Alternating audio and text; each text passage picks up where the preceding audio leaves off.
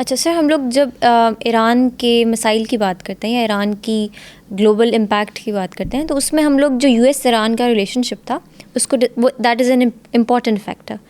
اس میں ہم لوگ یہ باتیں اکثر سنتے ہیں کہ ایران جو تھا وہ یو ایس کی امبیسی سے، جس طرح آپ ابھی بتا رہے تھے، ایران یو ایس کی امبیسی پہ حملے کرتا تھا، پھر یو ایس بھی ریٹیلیٹ کرتا تھا. تو کیا اس طرح کے کچھ انسٹنسز کے بارے میں آپ ہمیں بتا سکتے ہیں؟ دیکھیے، سب سے پہلے تو ایسا ہوا تھا نا کہ 79 میں جس وقت انقلاب آیا ایران کا،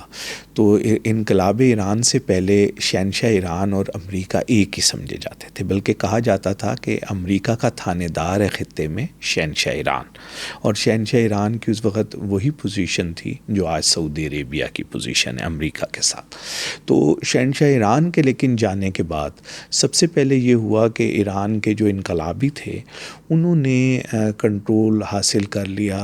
امریکن امبیسی کا، اس پر حملہ کر دیا، اور امریکن جو سفارتکار تھے ان کو اتنا بھی وقت نہیں ملا کہ وہ وہاں سے نکل کر کسی سیف مقام پر جا سکے. تو جو سب سے پہلا کشیدگی شروع ہوئی امریکہ اور ایران کے درمیان، وہ بنیادی طور پہ ان سفارتکاروں کے حوالے سے ہوئی، کیونکہ ایران کی جو انقلابی تھے وہ ان سفارتکاروں کو نہیں چھوڑ رہے تھے. اور اس وقت ایک بہت بڑا واقعہ ہوا کہ امریکہ نے ایک مشن تیار کیا، ہیلی کاپٹرز تیار کیے جو وہاں سے اڑ کر امبیسی میں آنے تھے اور اپنے سفارتکاروں کو ریسکیو کرنا تھا. لیکن ہوا یہ کہ وہ کچھ ایسا ویدر کی سچویشن بنی کہ وہ ہیلی کاپٹر آپس میں ٹکرا گئے، اور وہ ہیلی کاپٹر فضا میں ہی ختم ہو گئے، اور اس میں جو لوگ ریسکیو کرنے کمانڈوز آ رہے تھے وہ سارے کے سارے مارے گئے. اس کا اثر یہ ہوا کہ جو انقلاب کے حامی تھے پوری دنیا میں، صرف ایران میں نہیں، ان پر یہ اثر ہوا کہ خمینی صاحب کی مذہبی شخصیت اتنی بڑی ہے کہ انہوں نے اصل میں یہ سب کچھ کر دیا. تو اس کا ایک امپیکٹ جو تھا ان کے چاہنے والوں کو یا ان کے ماننے، اب یہ یہاں سے جو ہے وہ کشیدگی ڈیولپ ہوئی، اور پھر وہ جو کشیدگی ہے وہ پھر بڑھتے بڑھتے، اگر آپ کو یاد ہو تو ایران کا ایک طیارہ تھا جو مسافر طیارہ تھا، امریکہ نے اس کو میزائل مارا، اور اس میں تقریباً کوئی 450 لوگ تھے جو مارے گئے. اور وہ تو یہ کشیدگی جو تھی وہ بڑھتی گئی. پھر سب سے بڑی کشیدگی اس میں اضافہ یہ ہوا کہ پیسے رکھے ہوئے تھے شہنشاہ ایران کے دور میں امریکہ کے اندر ایران کے، اور امریکہ نے وہ پیسے دینے سے انکار کر دیا، اور آج والے دن تک امریکہ نے وہ پیسے ایران کو واپس نہیں کیے، اور ایران کا ایک بہت بڑا مطالبہ ہے کہ ہمارے ان پیسوں کو واپس کیا جائے. کتنے پیسے؟ یہ بلینز آف ڈالرز تھے غالباً. آج کے اگر ہم حساب لگائیں تو یہ 25 بلین ڈالر تقریباً بنیں گے. تو یہ جو ساری صورتحال تھی، پھر عراق کی ایران کے ساتھ وار شروع ہو گئی، عراق کے پیچھے آ کے امریکہ اور سارا مڈل ایسٹ عرب دنیا کھڑی ہو گئی. تو یہ ایک اور اس وقت اس میں بھی ایک بات کو ذہن میں رکھیے گا کہ جب پاکستان سے یہ چاہا گیا کہ پاکستان، جارج بش سینئر جو ہوتے تھے جو بعد میں صدر بنے، وہ نائب صدر تھے، تو وہ اسپیشلی پاکستان کے دورے پر آئے، اور انہوں نے پاکستان سے ریکویسٹ کری کہ پاکستان جو ہے وہ اپنی سرحد کو ایران کے خلاف استعمال ہونے دے. لیکن اس وقت کے صدر پاکستان جنرل ضیاء الحق صاحب نے صاف لفظوں میں نو کہا، اور انہوں نے کہا کہ ایسا نہیں ہو سکتا. تو پاکستان نے بڑا بیلنس رول رکھا ایران اور ایران کے دشمنوں کے درمیان. اس نے کسی کی بھی سائیڈ نہیں، بلکہ یہاں تک بھی ہوا کہ ایران کو جو خوراک کے معاملات تھے وہ کہیں نہ کہیں پاکستان اس کو پورا کرتا رہا. اور اگر ہم اس سے بھی آگے جائیں تو خورشید محمود قصوری صاحب نے اور جلیل عباس جیلانی صاحب جو دونوں وزیر خارجہ رہے ہیں پاکستان کے، انہوں نے اپنی کتب میں لکھا ہے کہ پاکستان ایران کے معاملات کو پاکستان ہینڈل کرتا تھا. واشنگٹن میں پاکستان کے سفارتکار ایرانی موقف کو بھی امریکہ کے سامنے پیش کرتے تھے ایران کی مرضی سے. ایران یہ چاہتا تھا کہ پاکستان اس کے مفادات کی نگہداشت کرے امریکہ کے اندر. تو پاکستان کا اس حد تک جو ہے وہ رول جو تھا، کیونکہ پاکستان پہلا ملک تھا جس نے اسلامی انقلاب کو قبول کیا تھا. جس طرح پاکستان کے بننے کے ٹائم ایران پہلا ملک تھا جس نے پاکستان کو قبول کیا تھا، اسی طرح ایران کے اسلامی انقلاب کو سب سے پہلے پاکستان نے قبول کیا. تو یہ جو ساری سچویشن تھی، یہ امریکہ کے ساتھ جو تعلقات رہے، حتیٰ کہ پھر صورتحال یہاں تک آئی کہ بغداد پر جب امریکہ کا کنٹرول ہو گیا تو امریکن امبیسی پر حملہ ہوا. میں پہلے بھی ذکر کر چکا. تو امریکہ نے اس کا حملے کا ذمہ دار ایران کو ٹھہرایا. پراکسیز کو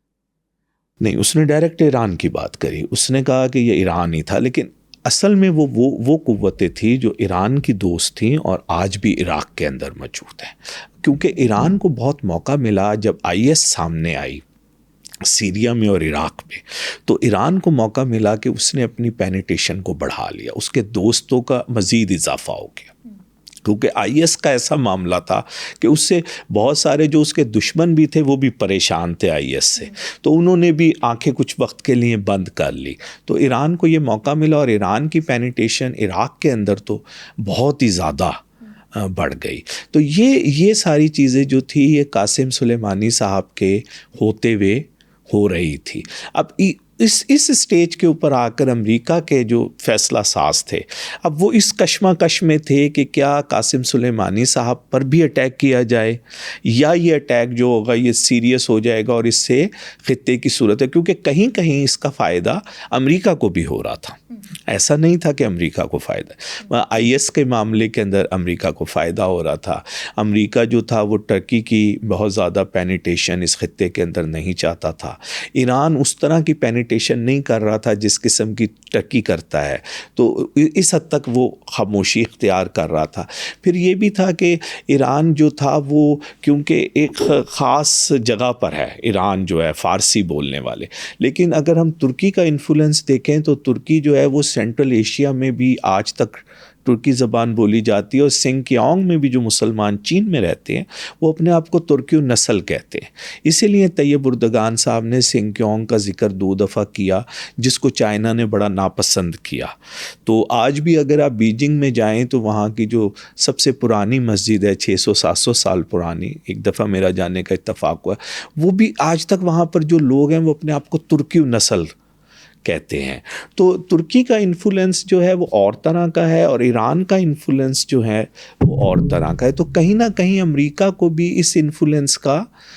فائدہ ہو رہا تھا، اور شاید ایک بہت بڑا فائدہ یہ ہو رہا تھا کہ ایران کے ذریعے سے مڈل ایسٹ کو بھی ڈرایا جاتا تھا، مثلا سعودی عرب اور جو یہ باقی ممالک ہے ان کو بھی ڈرایا جاتا تھا۔ آپ کے نالج میں ہوگا کہ قطر کی جو سب سے بڑی گیس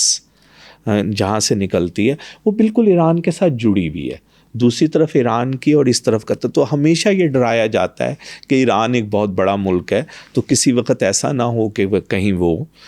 اس پر بھی قبضہ کر لے، کیونکہ آپ کو پتہ ہے کہ کچھ جزائر پر ایران کا ڈسپیوٹ ہے عربوں کے ساتھ، آج بھی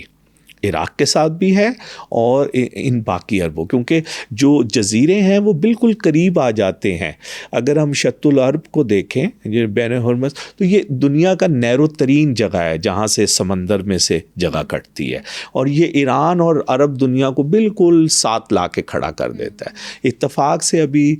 دسمبر کے مہینے میں مجھے پہلی دفعہ یہ جگہ دیکھنے کا اتفاق ہوا ہے۔ میں سیکورٹی ورک شاپ تھی پاکستان نیوی کی، تو اس کے اندر کچھ جرنلز اور کچھ لوگوں کو انہوں نے انوائٹ کیا ہوا تھا، تو وہ ہمیں وہ بھی دکھانے کے لیے لے کر گئے، تو وہ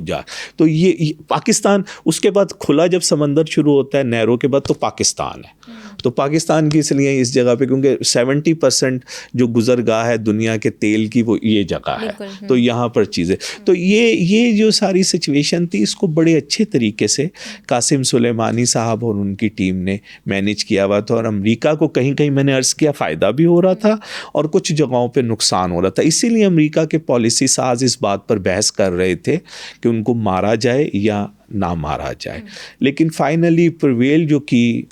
سوچ وہ ان کو مارے جانے کی سوچ کی، اور فائنلی اس زمانے میں بھی اتفاق سے ٹرمپ صاحب بھی پریزیڈنٹ تھے، انہوں نے اس کی اجازت دی، اور اس کے بعد جو ہے ان کا واقعہ پیش